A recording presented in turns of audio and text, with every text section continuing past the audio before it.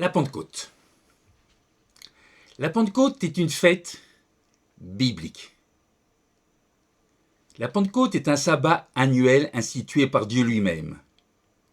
Et pourtant, c'est une fête souvent mal comprise, une fête parfois négligée, voire complètement oubliée. Pourtant, à l'époque du Christ et des apôtres, elle occupait une place centrale. Ce qui est étonnant, c'est que beaucoup connaissent le mot Pentecôte, mais ignorent ce que cette fête signifie réellement. Est-ce simplement le souvenir d'un événement survenu dans Actes chapitre 2 ? Ou cette fête révèle-t-elle quelque chose de beaucoup plus profond ? Bonjour à tous. Aujourd'hui, nous allons ouvrir la Bible pour redécouvrir cette fête fascinante. Pourquoi Dieu a-t-il institué la Pentecôte ? Que représente-t-elle dans son plan ? Pourquoi les apôtres la célébraient ? Pourquoi les apôtres célébraient-ils cette fête ? Est-elle encore destinée aux chrétiens aujourd'hui ? Et enfin, une question souvent débattue, à quel moment précis doit-on l'observer ? Car selon la manière dont on compte, la date peut changer. Alors, que dit réellement la parole de Dieu ? Jésus-Christ, soyons-en assurés, célébrait la Pentecôte. Les apôtres et les premiers disciples l'observaient également. Dès lors, une question se pose. Si nous voulons suivre les pas du Christ, cette fête ne devrait-elle pas avoir une place dans notre vie ? La Pentecôte fait partie des rendez-vous spirituels établis par Dieu. Pourtant, bien que beaucoup aient entendu parler du dimanche de Pentecôte, rares sont ceux qui connaissent la véritable signification de cette fête. Première remarque essentielle, l'expression « dimanche de Pentecôte » ne se trouve nulle part dans la Bible. L'Écriture parle simplement de la Pentecôte, comme d'un temps précis du calendrier biblique, un temps calculé selon la méthode fixée par Dieu. On enseigne souvent que la Pentecôte serait une fête chrétienne célébrée 50 jours après Pâques pour commémorer la descente du Saint-Esprit. Cette définition demande toutefois une correction importante. Dans la Bible, la Pentecôte ne se calcule pas à partir des Pâques, au pluriel, des Pâques, du calendrier chrétien traditionnel, mais à partir d'un repère biblique lié à la fête des pains sans levain. En effet, les églises traditionnelles fixent Pâques au pluriel, au dimanche suivant la première pleine lune après l'équinoxe de printemps. Or, la Bible fait tout différemment. La Bible fixe la Pâques au 14 Nissan, une date pouvant tomber n'importe quel jour de la semaine. Dès lors, en partant d'un dimanche pour compter 50 jours, on aboutit nécessairement à un dimanche. Voilà l'origine du dimanche de Pentecôte. Mais la Pentecôte biblique tombe un dimanche pour une toute autre raison. Nous allons la voir. Que signifie réellement cette fête ? Quand doit-elle être observée ? À partir de quel moment faut-il compter les 50 jours ? Les réponses se trouvent dans Lévitique 23, Deutéronome 16 et dans Acte 2, où le Saint-Esprit fut donné précisément le jour de la Pentecôte. Voyons maintenant ce que dit réellement la parole de Dieu. Reportons-nous au Nouveau Testament. Et qu'est-ce que nous voyons ? Qu'est-ce que nous lisons ? Nous voyons que Jésus-Christ observait fidèlement les temps saints établis par Dieu. Par exemple, en Luc 4, verset 16, il est écrit qu'il se rendait, selon sa coutume, à la synagogue le jour du sabbat. Les apôtres suivirent le même exemple. En Acte 13, verset 14, Paul et ses compagnons entrèrent dans la synagogue le jour du sabbat. Il est significatif de noter qu'en ce même lieu, Paul s'adressait aussi bien aux Juifs qu'aux non-Juifs, attirés par le Dieu d'Israël. Ce qui montre que l'observance du sabbat ne se limitait pas aux seuls judéo-chrétiens, mais s'étendait à l'ensemble de la communauté croyante. En Acte 16, verset 13, acte 16, verset 13, nous retrouvons Paul et ses compagnons réunis également un jour de sabbat. Ces passages bibliques attestent de la continuité de l'observance du sabbat dans l'Église primitive. Concernant la Pentecôte, le texte le plus explicite se trouve en Actes, livre des Actes, chapitre 2, verset 1, acte 2, verset 1, où nous lisons « Le jour de la Pentecôte, ils étaient tous ensemble, dans le même lieu. » Être ensemble, c'est pas anodin. C'est un détail peut-être, mais c'est un détail capital. La Pentecôte était et est toujours l'une des 3 grandes fêtes de pèlerinage, à savoir la Pâque, la Pentecôte et la fête des Tabernacles. 3 fêtes de pèlerinage pour ces fêtes, la présence à Jérusalem était requise selon la loi. Il est donc hautement improbable, que les disciples ne soient pas rendus à Jérusalem pour ces fêtes. On peut avoir donc l'assurance qu'ils étaient assemblés précisément parce qu'ils observaient ces fêtes, qu'ils observaient ce jour de Pentecôte, ces fêtes que Dieu avait instituées.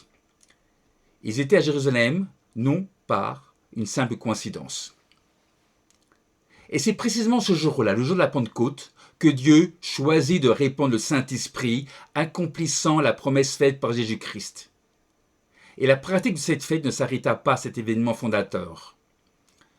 En acte 20, verset 16, acte 20, verset 16, Paul se hâte de rejoindre Jérusalem pour le jour de la Pentecôte. Et en premier livre des Corinthiens, chapitre 16, verset 8, 1 Corinthiens 16, verset 8, Paul organise encore son itinéraire en fonction de cette fête, annonçant qu'il restera à Éphèse jusqu'à la Pentecôte. Ces détails montrent que la Pentecôte demeurait un repère important de la vie apostolique. Cela nous montre que les apôtres structuraient encore leur ministère selon le calendrier divin tel qu'il avait été donné dans l'Ancien Testament. Il y a une profonde cohérence avec le plan divin. La Pentecôte, fête des prémices dans l'Ancien Testament, remarquez que cette fête des prémices dans l'Ancien Testament devint le jour où Dieu inaugura la première grande moisson spirituelle. C'est en effet ce jour-là qu'il donna les prémices de son esprit à l'Église naissante. C'est ce que Paul explique en Romains 8, verset 23, lorsqu'il parle des croyants qui ont les prémices de l'esprit. La fête des prémices de l'Ancien Testament trouve ainsi son accomplissement spirituel dans le don inaugural de l'Esprit Saint. Du fait que les apôtres étaient réunis pour le jour de la fête de la Pentecôte, on peut en tirer une leçon essentielle. On peut tirer de cet événement une leçon essentielle. Il existe un lien profond entre l'obéissance aux convocations de Dieu et les bénédictions spirituelles.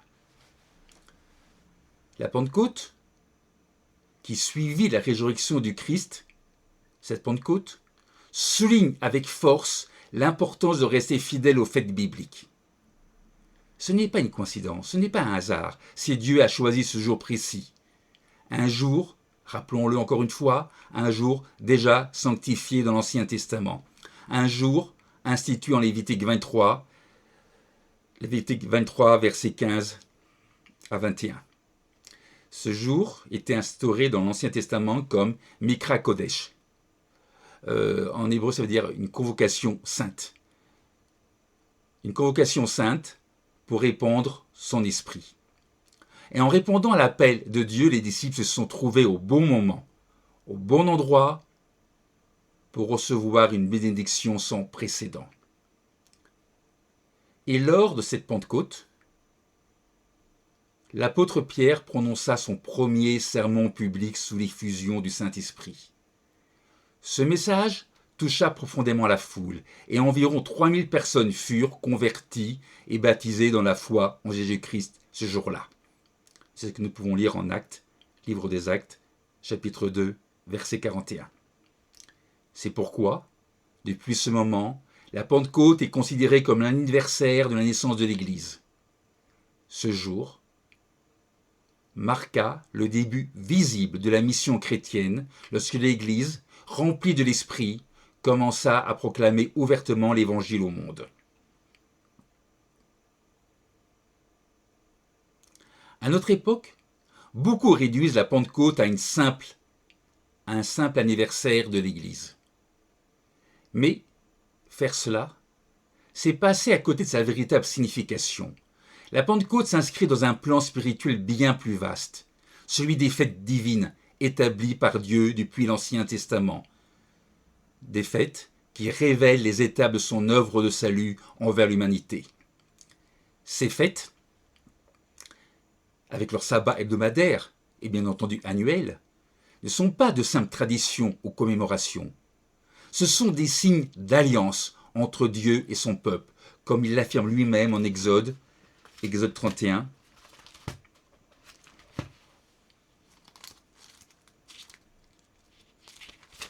Exode 31, verset 13.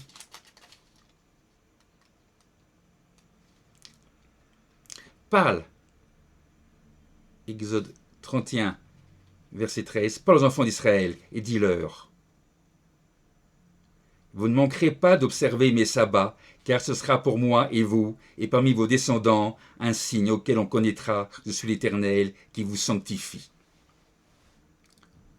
Or, si certaines églises reconnaissent à juste titre l'importance du sabbat hebdomadaire, elles négligent trop souvent les sabbats annuels, dont la Pentecôte fait partie.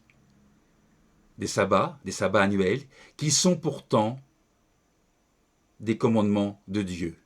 Ce sont des convocations saintes à portée prophétique et spirituelle. Ne pas connaître ces fêtes, c'est ne pas comprendre le plan de Dieu dans sa totalité. Les fêtes annuelles, instituées par Dieu, ont une portée prophétique, mais pas que. Elles ont également une portée pédagogique et spirituelle. Elles dévoilent, ces fêtes, les étapes du plan de rédemption de Dieu pour l'humanité et permettent à son peuple de marcher en harmonie avec le rythme divin. Ignorer les sabbats annuels, c'est perdre une partie de la révélation que Dieu nous a donnée pour comprendre son œuvre à travers les âges. L'observance des sabbats hebdomadaires et annuels est une marque d'identité spirituelle qui identifie le vrai Dieu et maintient son peuple dans la connaissance de ses voies. Si Israël avait fidèlement observé tous les sabbats, hebdomadaires et annuels bien entendu, et gardé l'alliance divine, il aurait pu être l'instrument que Dieu décrit en Exode 19. Lisons cela en Exode 19, verset 5. Maintenant, si vous écoutez ma voix et si vous gardez mon alliance, il est question d'une alliance, vous m'appartiendrez entre tous les peuples, car toute la terre est à moi. Vous serez pour moi un royaume de sacrificateurs et une nation sainte. Voilà les paroles que tu diras aux enfants d'Israël. Cette convocation impliquait de transmettre au monde entier la connaissance du vrai Créateur, en vivant et en enseignant ses commandements, comme le prescrit Deutéronome 6. Deutéronome 6, verset 6, nous lisons: et ces commandements que je te donne aujourd'hui seront dans ton cœur. Tu les inculqueras à tes enfants, et tu en parleras quand tu seras dans ta maison, quand tu iras en voyage, quand tu te coucheras et quand tu te lèveras. Tu les liras comme un signe sur tes mains, et ils seront comme des frontons entre tes yeux. Tu les écriras sur les poteaux de ta maison, et sur tes portes. Tous les sabbats de Dieu, hebdomadaires et annuels, sont réunis dans le chapitre 23 du Lévitique. Et parmi ces sabbats annuels figure la fête de la Pentecôte, que nous célébrons aujourd'hui, que nous fêtons, que nous étudions. Fête également appelée fête des semaines, ou Shavuot en hébreu. Maintenant, imaginez le calendrier de Dieu comme un calendrier agricole spirituel. Deux grandes fêtes y sont liées à des moissons, et chacune raconte une partie du plan de Dieu pour l'humanité. La première moisson, la Pentecôte. La Pentecôte clôt une période de 50 jours, appelée le conte de l'Homère. Tout commence un dimanche, pendant la fête des pains sans levain, lorsqu'une gerbe d'orge, l'Homère, était agitée devant Dieu en offrande des prémices, c'est-à-dire des premiers fruits de la récolte. On comptait ensuite 50 jours, comme Dieu le prescrit en Lévitique 23. Lévitique 23, verset 15. Depuis le lendemain du sabbat, du jour où vous apporterez la gerbe qui sera agitée du côté et d'autre, vous compterez 7 semaines entières. Verset 16. Vous compterez 50 jours jusqu'au lendemain du 7e sabbat et vous ferez à l'Éternel une offrande nouvelle. Au 50e jour, un dimanche également, arrive la Pentecôte, marquant la fin de la moisson de printemps. C'est une petite moisson, mais symboliquement riche. Elle représente les prémices spirituelles. Cette première récolte limitée, petite récolte, mais une récolte précieuse, cette récolte représente les premiers croyants à l'époque des apôtres. Voyons maintenant la seconde moisson, la fête des tabernacles. Plus tard, dans l'année, vient la grande récolte d'automne, symbolisée par la fête des tabernacles, Sukkot en hébreu. Cette grande récolte représente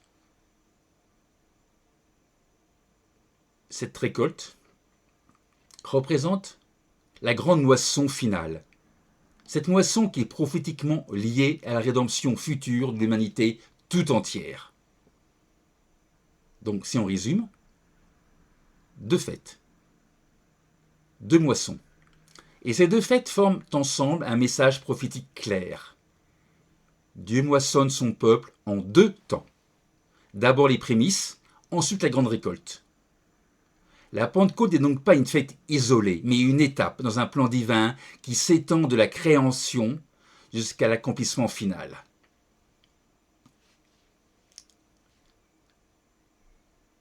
Le comptage de la Pentecôte, c'est un décompte unique dans le calendrier divin. La Pentecôte est la seule fête pour laquelle Dieu prescrit un comptage précis des jours. Ce décompte, décrit en Lévitique 23, versets 10 et 11, part d'un geste symbolique fort. Le grand prêtre agitait une gerbe des premiers fruits de la moisson devant l'Éternel. Ce geste devait toujours avoir lieu un dimanche, le lendemain d'un sabbat hebdomadaire, et ce dimanche devait, et ça c'est important, et ce dimanche devait obligatoirement tomber pendant les 7 jours de la fête des pains sans levain. Comment le sait-on ? En lisant Lévitique 23, verset 10. Lévitique 23, verset 10, où nous lisons « Quand vous serez entrés dans le pays que je vous donne et que vous y ferez la moisson, vous apporterez au sacrificateur une gerbe, prémisse de votre moisson. » Donc, il suffit de regarder ce qui s'est passé lors de l'entrée en terre promise. Et Josué 5, versets 11 et 12, nous montre que cette première agitation de gerbe eut lieu un dimanche, pendant la fête des pains sans levain, confirmant ainsi la règle. Josué traversa le Jourdain et entra en terre promise le 10e jour du premier mois, c'est-à-dire le 10 Nissan. Ce que nous pouvons lire au verset 19 de Josué 4. Ce détail est important. Donc le 10 Nissan, entrée en terre promise. Les Israélites choisissaient ce jour-là l'agneau pascal, Exode 12, verset 3, ce qui est une coïncidence prophétique significative.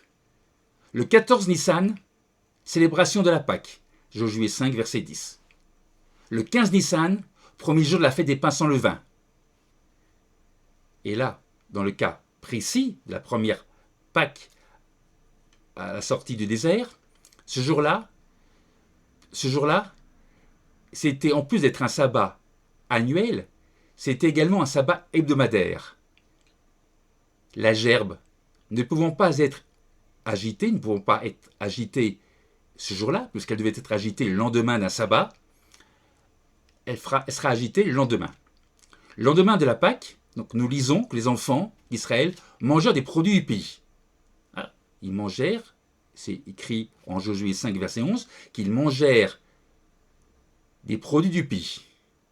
Et pour en manger, ils en mangèrent le lendemain de la Pâque. Et pour en manger, il fallait que la gerbe soit agitée. Elle fut donc agitée le lendemain de la Pâque. On peut en déduire que la Pâque eut lieu cette année un jeudi soir après le coucher du soleil, soit vendredi, que le premier jour des pains sans levain tomba un samedi, et que la gerbe fut agitée le lendemain, un dimanche, ce qui permit aux enfants d'Israël de manger des produits du pays. Josué 5, verset 11. Et c'est précisément ce dimanche du 16 Nissan qui marque le début du conte de l'Homère, confirmant que l'agitement de la gerbe se faisait toujours un dimanche. Pendant les 7 jours de la fête des pains sans levain, ça doit toujours se faire à l'intérieur de la fête des pains sans levain, le lendemain d'un sabbat, un dimanche. Pourquoi ce dimanche précis? Parce que ce geste symbolise la résurrection du Christ. La gerbe agitée représente le Messie sans péché, offert à Dieu comme prémisse de la résurrection, comme l'affirme Paul en 1 Corinthiens, chapitre 15, verset 20. La fête des pains sans levain symbolise la pureté. C'est un symbole, cette fête, symbole de pureté et d'absence du péché. Et cette fête fournit le cadre parfait. Le Messie, sans péché, devait se présenter devant son Père pendant cette fête, inaugurant ainsi la moisson spirituelle qui s'accomplirait 50 jours plus tard à la Pentecôte. Et à partir de ce dimanche, le dimanche où la gerbe était agitée, on compte 50 jours. 7 semaines complètes, plus un jour, comme le prescrit Lévitique 23, verset 15. On peut lire. Nous lisons Lévitique 23, verset 15. Depuis le lendemain du sabbat du jour, vous apporterez la gerbe, qui sera agitée de côté et d'autre. Vous compterez 7 semaines entières. Vous compterez 50 jours jusqu'au lendemain du 7e sabbat, et vous ferez à l'Éternel une offrande nouvelle.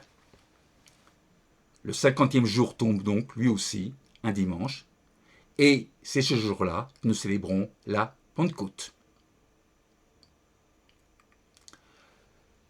Parlons maintenant de l'offrande nouvelle de la Pentecôte, les 2 pains. L'offrande nouvelle qui se faisait à la Pentecôte est composée de 2 pains. Pas n'importe quel pain. La Bible est décrite comme des pains agités devant l'Éternel, faits de fleurs de farine et cuits avec du levain. Présentez ces pains comme prémices. Lévitique 23, verset 17. Vous apporterez de vos demeures 2 pains pour qu'ils soient agités de côté et d'autre. Ils seront faits avec 2 dixièmes de fleur de farine et cuits avec du levain. Ce sont les prémices à l'Éternel. Ces 2 pains résument à eux seuls le sens profond de la Pentecôte. Ils symbolisent les prémices d'une moisson non seulement agricole, mais surtout spirituelle. Une récolte de vie humaine appelée à Dieu. Ces croyants, ces gens qui sont appelés à Dieu ne sont pas très nombreux. C'est pourquoi ils sont appelés les prémices. L'expression les prémices, vous la retrouverez dans le livre de Jacques, Jacques 1, verset 18, et Apocalypse 14, verset 4.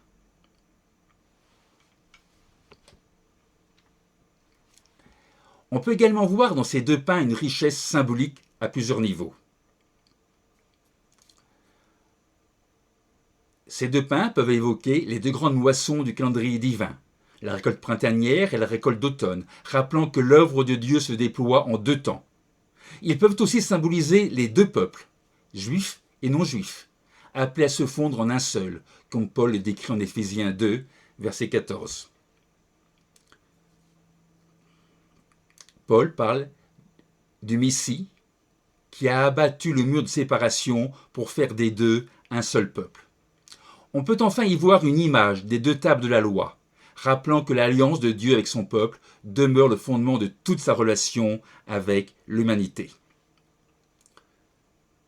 Ce qui est remarquable et théologiquement capital, c'est que ces pains sont les seuls de tout le culte lévitique à être offerts avec du levain, alors que le levain était généralement prescrit pour les offrandes en tant que symbole d'impureté.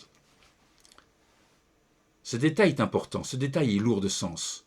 Contrairement à la gerbe sans levain qui représente le Christ sans péché, les deux pains avec levain représentent un peuple imparfait, un peuple issu du monde, portant encore en lui la marque du péché, et pourtant un peuple accepté par Dieu comme offrande vivante, sanctifiée et présentée devant lui. C'est une image saisissante de ce que sont les croyants, non pas des êtres parfaits, mais des vies transformées, des vies offertes à Dieu comme prémisse de la grande moisson à venir. Continuons dans le chapitre 23 de Lévitique 23, verset 18 maintenant. Outre ces pains, vous offrirez en holocauste à l'Éternel 7 agneaux d'un an, sans défaut. Un jeune taureau et 2 béliers, vous y joindrez l'offrande et la libation ordinaire comme offrande consumée par le feu, une agréable odeur à l'Éternel. Vous offrirez un bouc en sacrifice d'expiation et 2 agneaux d'un an en sacrifice d'action de grâce. Le sacrificateur agitera ses victimes de côté et d'autre devant l'Éternel, avec le pain des prémices et avec les 2 agneaux, elles seront consacrées à l'Éternel et appartiendront au sacrificateur.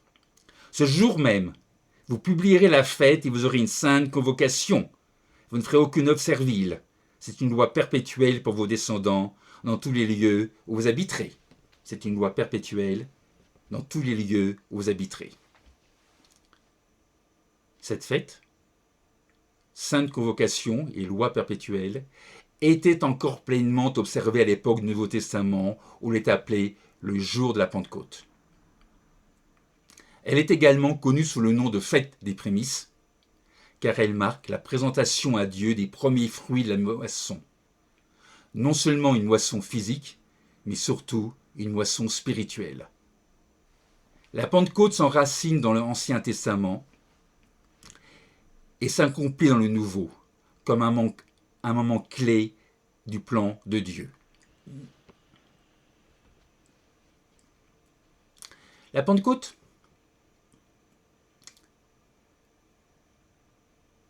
les deux fêtes des récoltes, la Pentecôte et la petite moisson et la grande moisson, c'est un plan en 2 temps. La Pentecôte n'est pas seule. Elle forme avec la fête des tabernacles, Sukkot en hébreu, un duo prophétique que Dieu a inscrit dans le rite agricole de l'année, comme il le prescrit en Exode 23, verset 16. Vous compterez 50 jours jusqu'au lendemain du 7e sabbat, et vous ferez à l'Éternel une offrande nouvelle. C'est là, non, j'ai lu Lévitique 23, et je voulais lire Exode 16. Exode 23, verset 16.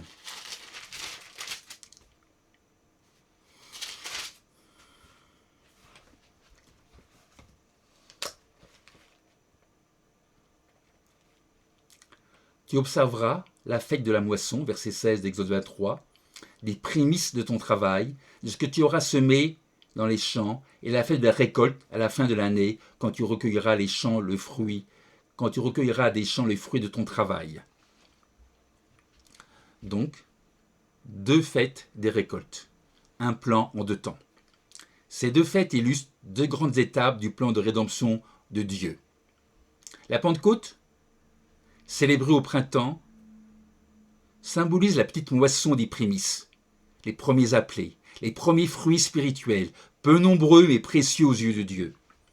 La fête des tabernacles, célébrée à l'automne après la grande moisson, représente la récolte finale. La fête des tabernacles, cette fête représente l'aboutissement de l'œuvre de rédemption du Christ, lorsqu'une humanité bien plus large sera rassemblée à la fin des temps. Et ensemble, ces deux fêtes racontent, à travers le rythme simple des saisons, l'histoire entière du salut que Dieu a accompli dans le temps. Ces deux récoltes annuelles ont une signification symbolique profonde dans le plan de Dieu. Le Christ lui-même se présente comme un semeur, semant la parole dans le cœur des hommes. On peut lire ça en Matthieu. Matthieu 13, verset 23.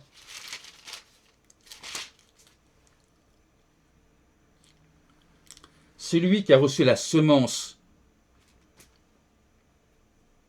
parmi les épines, c'est celui qui entend la parole, mais en qui les soucis du siècle et la séduction des richesses étouffent cette parole. Matthieu 13, verset 23. Toute cette parole et la rendent infructueuse.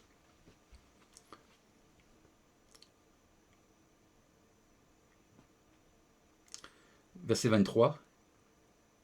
Celui qui a reçu la semence dans la bonne terre, c'est celui qui entend la parole et la comprend. Il porte du fruit, et un grain en donne 100, un autre 60, un autre 30. Ceux qui reçoivent cette parole et vivent selon cette parole, sont comparés à une moisson précieuse. Jésus en parle comme une réalité des gens en cours de son ministère. On peut lire ça en Jean. Jean 4.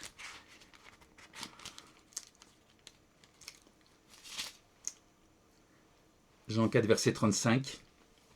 Nous lisons.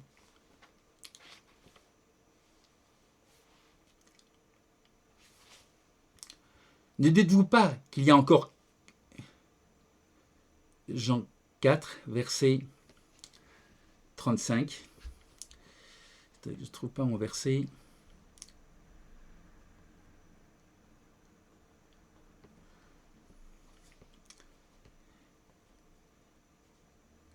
Ne dites-vous pas qu'il y a encore 4 mois jusqu'à la moisson. Voilà, je vous le dis, levez les yeux et regardez les champs qui déjà blanchissent pour la moisson. Verset 36, celui qui moissonne reçoit un salaire et amasse des fruits pour la vie éternelle, afin que celui qui sème et celui qui moissonne se réjouissent ensemble. La moisson du printemps, la Pentecôte, représente les prémices, les premiers appelés, peu nombreux mais précieux. Quant à la moisson d'automne, la fête des tabernacles, elle symbolise la grande récolte finale, celle où Dieu rassemblera tous ceux et toutes celles qui auront répondu à son appel. Et qui est le maître de cette moisson? C'est Christ, c'est Jésus-Christ lui-même, comme il le dit en Matthieu 9, au verset 37. Matthieu 9, verset 37, nous lisons. Alors, il dit à ses disciples, la moisson est grande, mais il y a peu d'ouvriers. Priez donc le maître de la moisson d'envoyer des ouvriers dans sa moisson. Il y a un plan directeur. C'est le plan du salut, le plan directeur du salut. Peu de gens réalisent que Dieu a un grand plan de salut pour l'humanité, et encore moins savent en quoi il consiste réellement. La majorité des chrétiens suppose que Dieu essaye en ce moment de sauver le monde entier. Ce n'est pas le cas. Dieu n'est pas engagé dans une lutte incertaine contre Satan comme s'il risquait de perdre. La question mérite d'être posée franchement. Dans un tel combat, qui l'emporterait? Un Dieu tout-puissant, souverain, maître du temps et de l'histoire, ou un adversaire rebelle et limité? La réponse est évidente. Dieu a agi selon un plan précis, par étapes, dans un ordre qu'il a lui-même établi.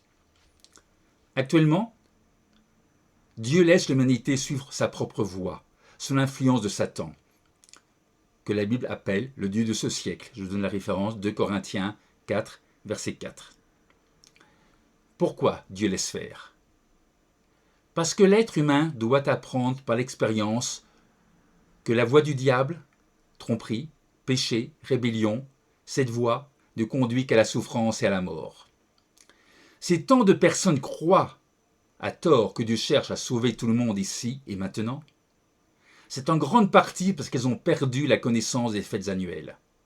Or, ce plan, les fêtes annuelles, les fêtes divines, ce plan, le plan divin, révèle clairement le plan de Dieu à travers deux grandes récoltes agricoles de la terre promise. La première moisson du printemps et la grande moisson d'automne, image des deux grandes étapes du salut. C'est en comprenant ces fêtes et leur signification prophétique que l'on peut saisir la logique, la progression et la puissance du plan de Dieu pour l'humanité. Je voudrais continuer, mais je voudrais continuer en clarifiant quelques vérités fondamentales. Le premier point à clarifier est que le salut, et vous l'avez compris, n'est pas offert à tous dans l'Ancien Testament. Dieu n'a pas offert le salut au sens de la vie éternelle, ni à Israël, ni aux nations pendant la période de l'Ancien Testament. Les promesses faites à Israël étaient principalement matérielles, pluie, moisson, santé, prospérité, paix. Certes, Dieu a accordé le salut à quelques individus choisis, Abel, Enoch, Noé, Abraham, Moïse, les prophètes, mais ces cas restent exceptionnels. C'est Jésus-Christ qui est le premier à apporter l'immortalité à l'humanité, comme Paul l'affirme en 2 Timothée,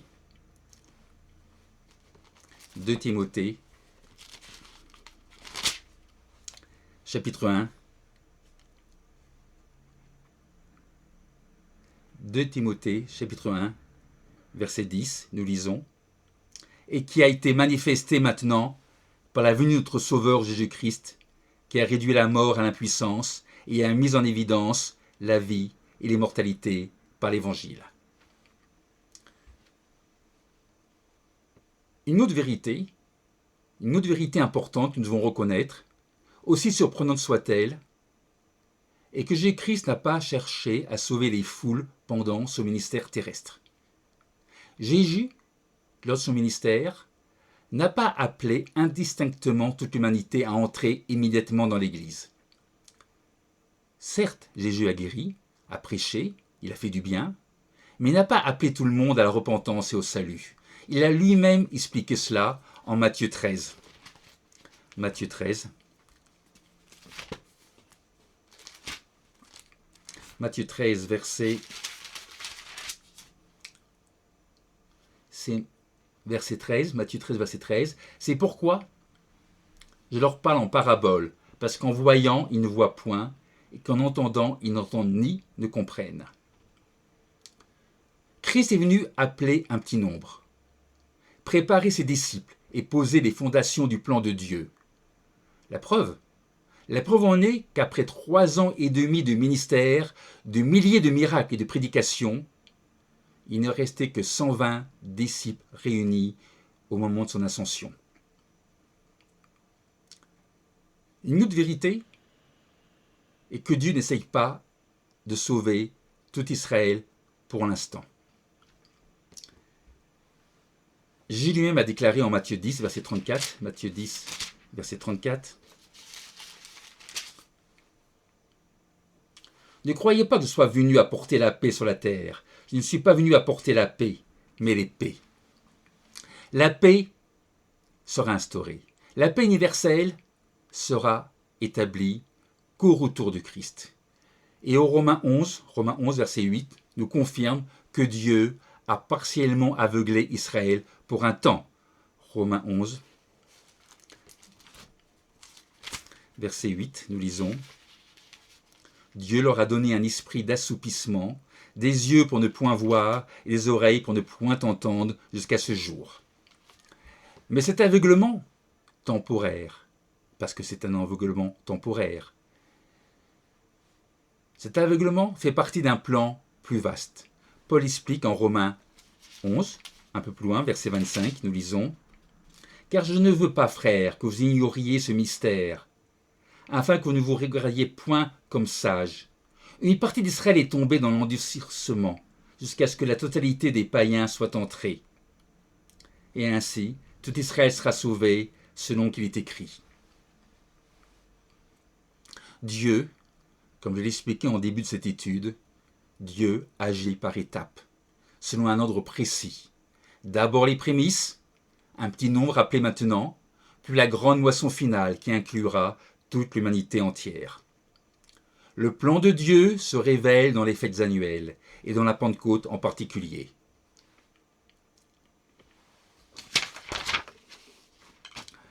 La première moisson spirituelle, la première récolte d'âmes, devait commencer avec la venue du Saint-Esprit. Durant le ministère terrestre de Jésus, cette puissance n'était pas encore donnée, comme Jean le précise, en Jean 7, verset 39.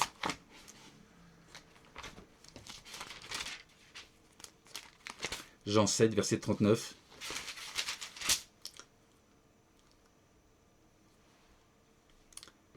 Il dit, le Saint-Esprit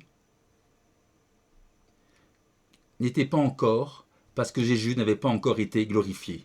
La deuxième partie du verset 39 de Jean 7. Mais avant que le Saint-Esprit puisse être donné, avant, une étape préalable était nécessaire. Dans l'ancien Israël, la nouvelle récolte ne pouvait être consommée avant que la gerbe des prémices ne soit offerte à Dieu. On y revient. Lévitique 23, verset 14.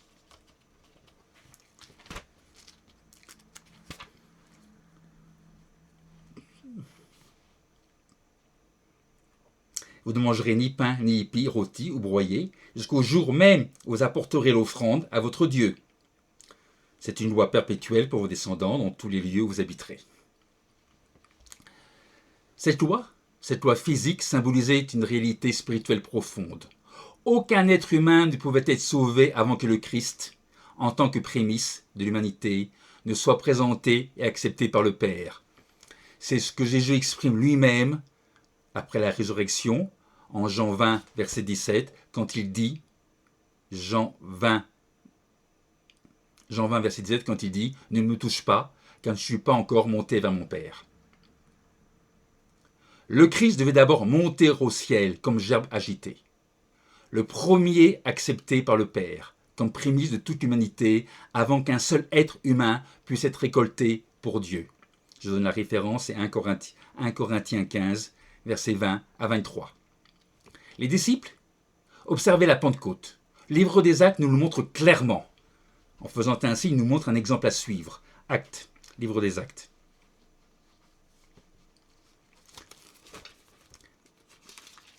Verset 2. Quand le jour de la Pentecôte, ils étaient tous ensemble dans le même lieu, ils étaient là. Tout d'un coup, il vint du ciel un bruit comme celui d'un vent impétueux. Il remplit toute la maison où ils étaient assis. Des langues semblables à des langues de feu leur apparurent, séparées les unes des autres, et se posèrent sur chacun d'eux. Et ils furent tous remplis du Saint-Esprit, et se mirent à parler en d'autres langues, selon que l'Esprit leur donnait de s'exprimer.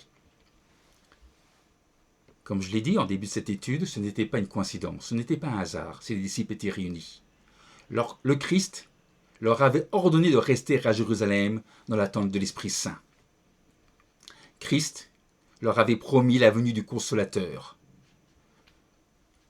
Jean,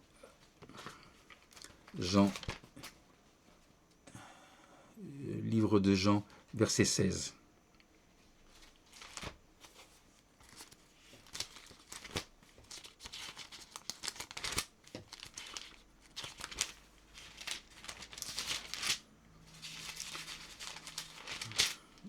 Livre de Jean, Jean 16, verset 7, nous lisons.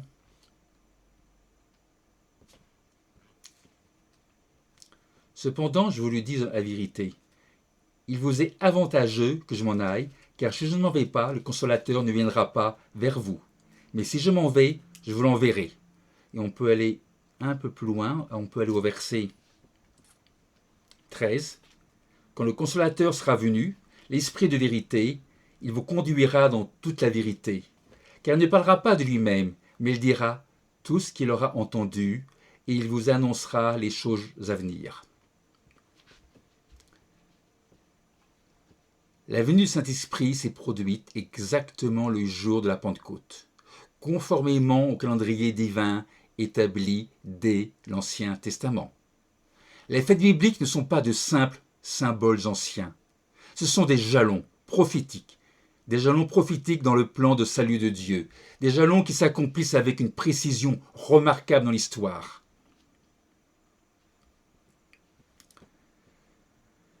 La fête de la Pentecôte est également appelée fête des prémices. Pourquoi cette appellation ? J'en ai déjà parlé. Parce que Dieu n'appelle qu'un petit nombre, les premières récoltes. Première récolte, autrement dit, les prémices. La grande majorité de l'humanité reste encore aveuglée, trompée par Satan, suivant des voies de péché, d'hypocrisie et d'injustice qui mènent à la mort. C'est lors de la Pentecôte, qui suivit la résurrection du Christ, que les croyants ont reçu les prémices de l'Esprit. Une puissance divine venant habiter en eux, les transformant de l'intérieur pour qu'ils deviennent les enfants engendrés de Dieu. La période allant de la Pentecôte, qui suivit la résurrection du Christ jusqu'à la seconde venue du Christ, période dans laquelle nous vivons aujourd'hui, constitue cet appel des prémices. Un temps au cours duquel Dieu forme un peuple appelé à régner avec son Fils. Ce principe est clairement enseigné dans le Nouveau Testament. L'apôtre Paul affirme que les croyants ont reçu les prémices de l'Esprit. C'est Romains 8, verset 23. Lorsque Christ reviendra, les morts en Christ ressusciteront et les croyants encore vivants seront transformés pour le rencontrer dans les airs. C'est 1 Thessaloniciens, chapitre 4, versets 13 à 18. Et à la dernière trompette, 1 Corinthiens 15, verset 52, cet événement grandiose est également décrit dans Apocalypse 11. Je ne vais pas m'y référer, je vous donne la référence biblique. La référence biblique, c'est Apocalypse 11, versets 15 à 18. Un moment où Dieu accordera la récompense à ses serviteurs, les prophètes et les saints. Ces saints sont les premiers glorifiés, les premiers à recevoir l'immortalité. Ils seront les premiers, après Christ. Ils sont les prémices glorifiés, appelés à faire partie de la famille divine éternelle. Apocalypse 14, verset 4. Apocalypse 14, verset 4 le confirme en parlant des 144 000 qui auront été rachetés d'entre les hommes comme des prémices pour Dieu et pour l'agneau. Et rappelons, qui fut le tout premier des prémices ? L'apôtre Paul répond, voyons la réponse de l'apôtre Paul, 1 Corinthiens 15. 1 Corinthiens 15, verset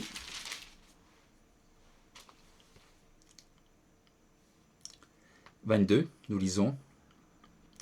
Et comme tous meurent en Adam, de même aussi tous revivront en Christ. Mais chacun en son rang, Christ comme prémisse, puis ceux qui appartiennent à Christ lors de son avènement. Jésus-Christ est le tout premier homme à être ressuscité pour ne plus jamais mourir, passant de l'état mortel à l'immortalité. C'est pourquoi il est appelé les prémices de ceux qui sont morts. Je vous donne la référence, 1 Corinthiens 15, verset 20. Il est appelé le premier-né d'entre les morts, Colossiens 1, verset 18. Il est également appelé le premier-né de beaucoup de frères, c'est Romains 8, verset 29. Ces appellations nous indiquent clairement qu'il y aura d'autres prémices à sa suite. L'Église de Dieu est d'ailleurs appelée l'Église des premiers-nés. C'est Hébreux 12, verset 23. Pourquoi l'Église des premiers-nés ? Car tous les croyants véritablement convertis pendant l'âge de l'Église sont les prémices pour Dieu. Jacques le confirme. Jacques, chapitre 1, verset 18.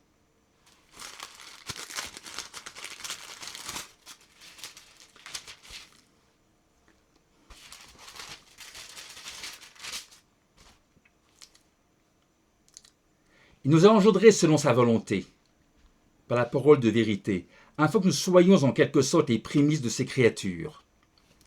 Tous les croyants convertis pendant l'âge de l'Église du Nouveau Testament sont donc les prémices pour Dieu. un petit nombre, choisi, appelé en premier, non pas parce que les autres seraient abandonnés, mais parce que Dieu a agi selon un plan précis et progressif. Dieu n'est pas en train de sauver le monde entier maintenant. Il appelle d'abord les prémices, pour les préparer à gouverner avec Christ pendant son règne de 1000 ans sur la terre. Première étape d'un plan de rédemption qui, en son temps, englobera, le moment voulu, l'humanité tout entière.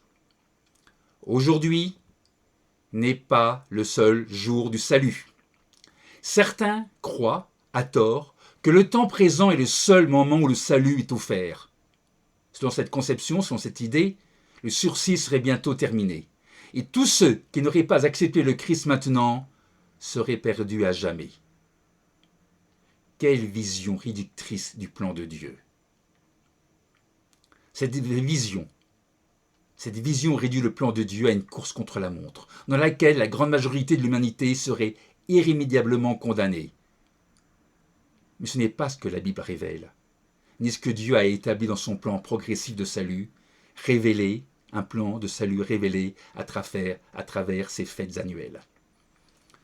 L'Écriture déclare « Voici maintenant le jour du salut ». C'est 2 Corinthiens 6, verset 2. 2 Corinthiens 6, verset 2. Voici maintenant le jour du salut, qui est une reprise d'Ésaïe 49, verset 8, où il est écrit, Ésaïe 40, verset 8, « Au temps favorable, je t'ai exaucé, au jour du salut, je t'ai secouru. » Ces versets soulignent la réalité du salut présent, sans nécessairement exclure d'autres étapes dans le plan divin. Remarquez bien la formulation de ce que nous avons lu. Un jour du salut, un temps favorable. Et non, il n'est pas écrit le seul jour du salut. Ce temps particulier est réservé aux prémices, ceux que le Christ appelle en premier, fête de la Pentecôte. C'est un jour de salut pour les premiers-nés de la famille de Dieu, appelés à être les premiers à recevoir le salut et à être transformés de mortels en immortels lors de la seconde venue de Jésus-Christ. Ce n'est certainement pas le seul jour du salut. D'autres temps, prévus par Dieu dans son plan progressif, sont encore à venir pour le reste de l'humanité. Aujourd'hui, Dieu accorde les prémices de son esprit, de son Saint-Esprit, uniquement à ceux et à celles qu'il a choisis pour être les premiers-nés de sa famille, engendrés de l'Esprit, appelés à être transformés et appelés à être revêtus de pouvoir et de prérogatives divines, semblables à ceux de Dieu lui-même. Une autre époque de salut est indiquée par la deuxième grande fête des moissons, appelée fête de la récolte ou fête des tabernacles, célébrée au début de l'automne. J'en ai parlé. Cette fête, la fête des moissons, et la fête des tabernacles, cette fête illustre probablement une période très spécifique du plan de Dieu. Illustre prophétiquement une période très spécifique du plan de Dieu, qu'on appelle le millénium, le règne de 1000 ans de Jésus-Christ sur la terre, qui sera suivi d'une courte période complémentaire. Ce sera un temps unique dans l'histoire de l'humanité. Le monde entier aura l'opportunité d'apprendre à connaître le vrai Dieu, de se repentir de ses péchés et de marcher dans la voie de la justice. Les peuples auront la possibilité de grandir dans la grâce, dans la connaissance, sur la direction bienveillante de Christ et de ses saints glorifiés pendant le millénium et pendant une courte période complémentaire après le millénium.